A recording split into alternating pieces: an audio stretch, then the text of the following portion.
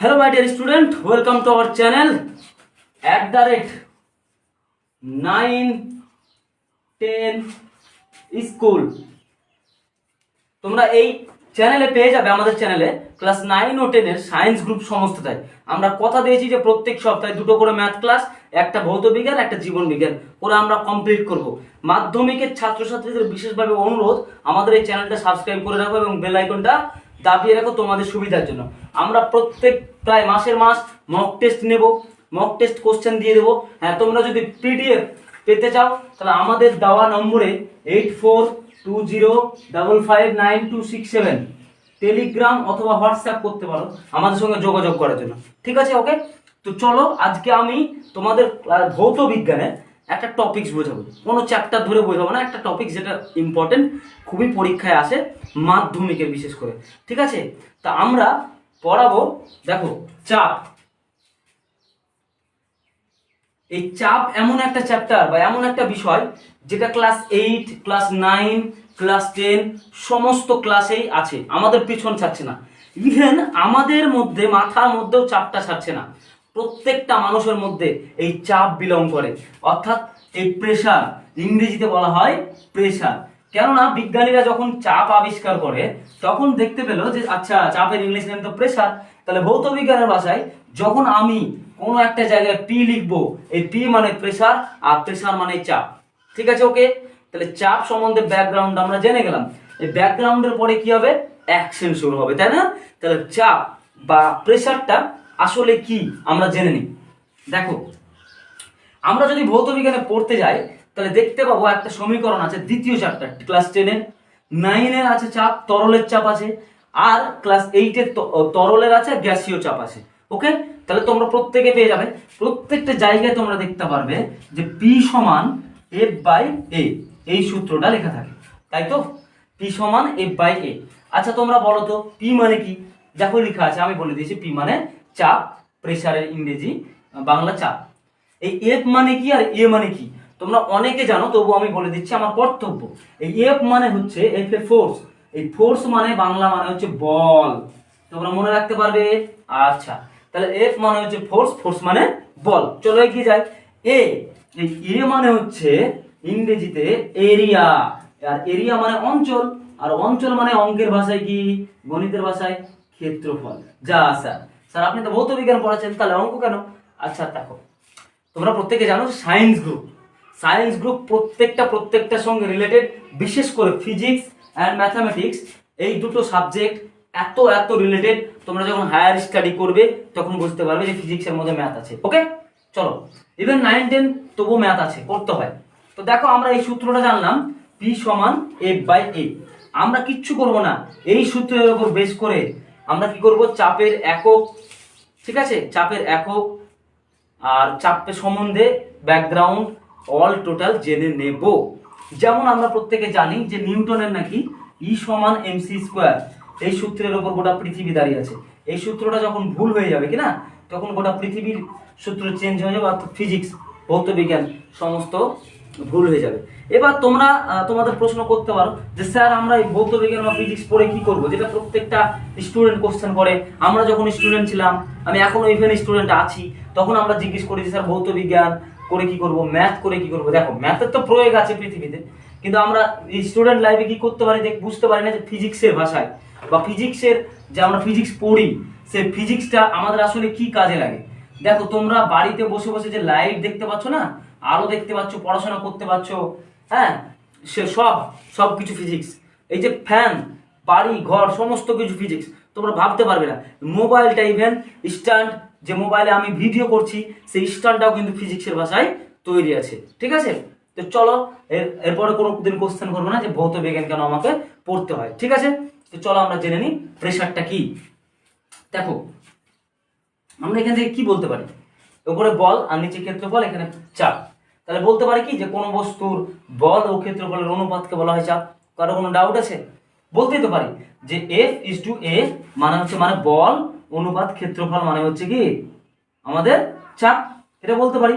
আবার আরো একটা বিজ্ঞানের সংজ্ঞা দিয়েছে, কিভাবে দেখো কিভাবে দিয়েছে।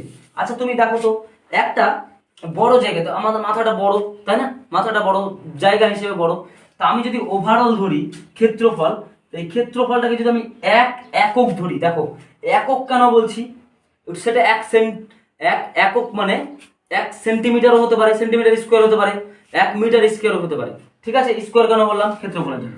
তাহলে আমি যদি এটাকে 1 ধরি, তাহলে কি হবে, আলটিমেট কি পাবো আমরা, P = F, মানে বল আর প্রেসার তখন কি হয়, সমান হয়ে যায়। এটা একটা কোশ্চেন হয়ে গেল কিন্তু, যে কখন কোনো বস্তুর চাপ ও বল সমান হয়, যখন ক্ষেত্রফলটা 1 হয়। তাহলে আমরা কি কোশ্চেনটা মানে উত্তরটা কি দেব, চাপের সংজ্ঞাটা কি দেব, একক ক্ষেত্রফল যুক্ত কোন পাত্রের উপর, একক কেন বলছি বুঝতে পারলে, একক ক্ষেত্রফল যুক্ত কোন পাত্রের উপর লম্বভাবে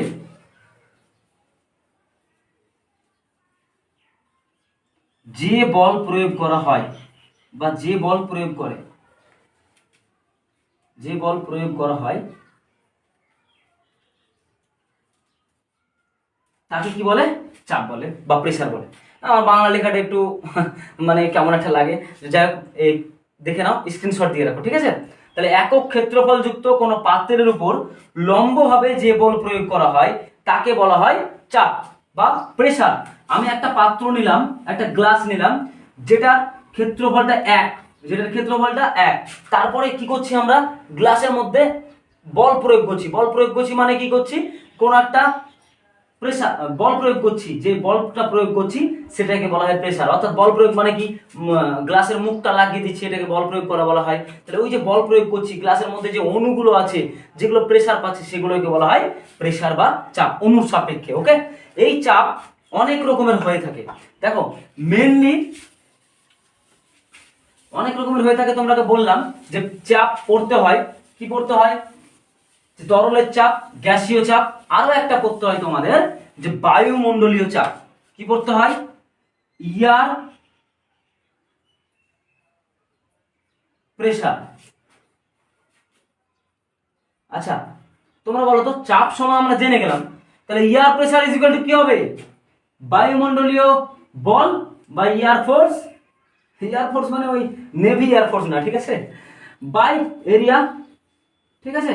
তাহলে এখানে কি বলবো, বায়ুতে অবস্থিত, বায়ুমণ্ডলে অবস্থিত একক পরিমাণ স্থানে যে পরিমাণ বায়ুর চাপ প্রয়োগ করা হয় তখন তাকে বলা হয় বায়ুমণ্ডলীয় চাপ, বায়ুমণ্ডলীয় চাপ। বুঝলে, একক ক্ষেত্রফলযুক্ত বায়ুতে বা বাতাসে বায়ুর উপরের অণুগুলির উপর, বায়ুর অণুগুলি একক ক্ষেত্রফলযুক্ত বায়ুতে যে পরিমাণ বল প্রয়োগ করে তাকে বলা হয় বায়ুমণ্ডলীয় চাপ। ক্লিয়ার? এই বায়ুমণ্ডলের চাপ নির্ণয় করা হয় ব্যারোমিটার যন্ত্রের সাহায্যে। কোন মিটার? ব্যারোমিটার। বায়ুমণ্ডলীয় চাপ মাপার যন্ত্রের নাম ব্যারোমিটার। খুব ইম্পর্টেন্ট, তোমরা মনে রাখবে। বায়ুমণ্ডলীয় চাপ মাপার যন্ত্রের নাম হচ্ছে ব্যারোমিটার। এবার আমরা আরেকটা পড়বো, তরলের চাপ। সেম একবার চাপের সংজ্ঞা যদি মুখস্থ করে নাও, যাই বলুক না কেন, তুমি শুধু তরলের চাপ বললে তরল, বায়ুমণ্ডলের চাপ বলে বায়ু, লাগিয়ে দিলেই হলো, ঠিক আছে। তাহলে তরলের চাপ কাকে বলে?